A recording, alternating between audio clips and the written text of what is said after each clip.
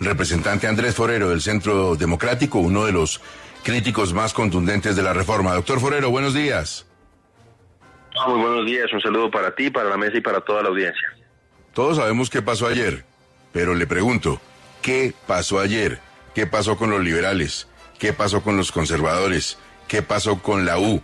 ¿Qué pasó con la gente de los verdes que estaba en desacuerdo con el presidente Gustavo Petro? ¿Pote de mermelada? No, realmente lo que vimos con algunos de esos verdes que están en desacuerdo con el presidente de la República es que mantuvieron una posición vertical y mantuvieron sus críticas y sus propuestas de modificar el proyecto de manera sistemática, y yo debo hacerles un reconocimiento junto al reconocimiento que le hago a mi bancada, naturalmente a la bancada de Cambio Radical y a algunos conservadores y unos pocos, muy pocos de la U y del Partido Liberal. Bueno, el reconocimiento está muy bien, pero yo le recuerdo, doctor Forero, que ayer la batalla se perdió. Ustedes perdieron la guerra ayer. Pues es verdad, ayer, pues no sé si la guerra, perdimos una batalla muy importante, Gustavo, pero hay que decir que este triunfo fue un triunfo muy costoso para el gobierno nacional. Y de hecho, lo que yo considero que pues debe saber el país es que este proyecto, a pesar de que fue aprobado en segundo debate, no logró convencer y que por eso se demoraron prácticamente 2 semestres en sacarlo adelante. Hay que recordar que las proyecciones iniciales del gobierno nacional es que este proyecto, junto con la reforma pensional y la reforma laboral, debían haber salido en 4 debates a mitad de año. Esas eran las proyecciones que tenía el Ministerio del Interior a principios de febrero, y lo cierto es que se les hundió una reforma laboral y que tanto la reforma pensional pues está esperando en este caso un segundo debate en el Senado, y la reforma a la salud sí salió de la Cámara, pero se llevó por delante un gabinete ministerial y se llevó por delante la coalición de gobierno. Entonces, lamentablemente fuimos derrotados, eso lo tenemos que reconocer, pero pues la pelea sigue tanto en el Senado y eventualmente en la Corte Constitucional, y por esa razón estamos haciendo una recopilación de todo lo que consideramos son vicios de trámite para ponerlo en conocimiento eventualmente de la ley de la Corte. Doctor Forero, yo le insisto un poco en la pregunta que le hacía Gustavo sobre qué pasó, porque fíjese que hay un apoyo, bueno, los verdes estaban divididos, pero hay un apoyo muy grande de los liberales, un apoyo de los conservadores, ¿no? Que eso es una cosa rarísima a un proyecto tan polémico del pacto histórico e incluso de la U. Allá dentro del Congreso, ¿qué fue lo que se negoció para lograr esos apoyos? No, yo no podría afirmar que haya habido una negociación concreta más allá de lo que dijo el ministro Jaramillo a propósito del Partido Verde. En el caso del Partido Verde, el ministro Jaramillo decía que pues tenía representación política ese partido en el ICETEX y en el SENA, y que por esa razón pues no entendía por qué había voces críticas. En los otros casos, debo decir que el Partido Conservador votó siempre no al proyecto, había una decisión de bancada, aunque lamentablemente más o menos la mitad del partido terminaba haciéndole quórum al gobierno, a pesar de que votaban no. En el caso del Partido Liberal, incluso hubo una votación que requería mayorías absolutas relacionada con la consulta previa, que fue a nuestro juicio un error del gobierno no haberlo hecho con anterioridad a la radicación del proyecto. Requería mayorías absolutas para tratar de subsanar ese problema, que yo creo que no se subsana, y de manera bastante sorpresiva las alcanzó, porque han sido mayorías absolutas esquivas durante toda la votación del proyecto, y ahí en gran medida fueron los integrantes del Partido Liberal, salvo 3 excepciones más o menos. Y en general, salvo yo creo que el representante Salcedo y 2 representantes que habían estado por fuera porque se habían declarado impedidas y no participaron, la doctora Saray Roballo, el doctor Hernando Guida, prácticamente el partido de la U estuvo acompañando sistemáticamente al gobierno nacional en la aprobación del proyecto. Entonces ahí más o menos están las mayorías, y obviamente el gobierno contó con las curules de paz, que son 16 votos más o menos, no más o menos, son 16 votos que tuvieron permanentemente. Entonces ahí, sumando todo eso, ustedes pueden ver cuáles fueron las mayorías que logró tener el gobierno nacional. Representante, conversábamos ahora, bueno, durante toda esta semana del famoso artículo 42, el de la elección y cómo se iba a seleccionar los directores de los hospitales por parte de los alcaldes y los gobernadores. Finalmente fue eliminado. Pero, ¿esa a usted le parece una buena noticia o una mala noticia? Pues la verdad es que nosotros consideramos que el proyecto en su totalidad es inconveniente, en su generalidad. Este podía ser uno de los pocos artículos que podía salvarse, pero nos parecía que para mejorar, por ejemplo, los procesos de selección de los gerentes o directores de los hospitales públicos, pues no se necesitaba acabar con todo el sistema de salud como lamentablemente está haciendo este proyecto. Entonces, de lo poco bueno que tenía, pues terminó siendo eliminado ese artículo, pero hay que decir que lamentablemente este gobierno sí está avanzando en darle mayor protagonismo a alcaldes y gobernadores, haciendo que sean ellos quienes definan principalmente qué clínicas van a estar en las redes de prestación de servicios de salud en sus territorios. Y con eso nosotros creemos que se abre una gran puerta para la corrupción y la politización de la salud en el país. Representante, digamos que bueno, el proyecto pasa al Senado, en el Senado ocurre lo mismo que en la Cámara, se aprueba. ¿Cuándo empezaremos los colombianos a sentir este cambio en la atención en salud? Yo creo que hay dos cosas. Uno es lo que pase con la reforma, pero lamentablemente yo creo que la reforma cada vez va a ser más secundaria. Yo creo que la crisis en el sistema de salud, por falta de administración, por falta de gestión por parte de este gobierno, está posiblemente a la vuelta de pocos meses. Yo creo que por omisión o por acción este gobierno nos está llevando a lo que la ministra Carolina Corcho denomina una crisis explícita.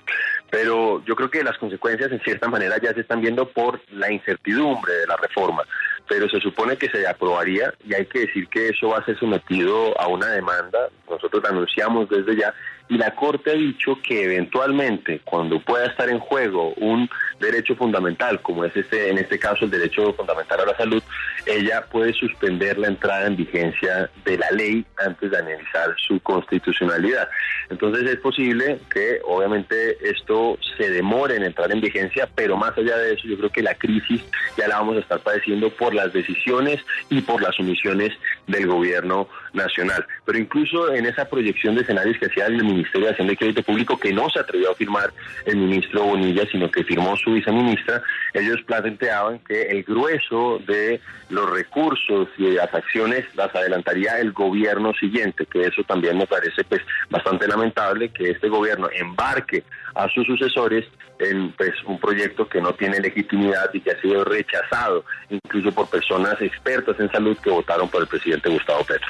Antes de la última inquietud de Hernando, ¿qué es lo que está pasando en la movilidad de Bogotá y en lo que tiene que ver con la vía que va hacia El Dorado, Fraile? Gustavo, paciencia para los conductores. Hasta ahora un camión con carga sobredimensionada, lo de siempre, se estrella contra el puente, se queda debajo del puente y en este momento está cerrada la avenida Calle 26 con avenida Boyacá.